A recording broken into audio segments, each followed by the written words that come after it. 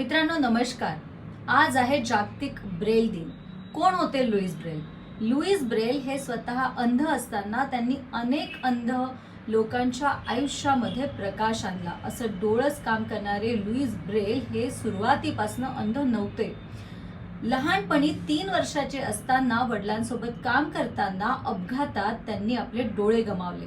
त्यानंतरही त्यांनी इतिहास, भूगोल, ग्रीक अशा अनेक विषयांमध्ये अभ्यास केला आणि त्यांना मिळाले चार्ल्स बार्बियर, कॅप्टन बार्बियर।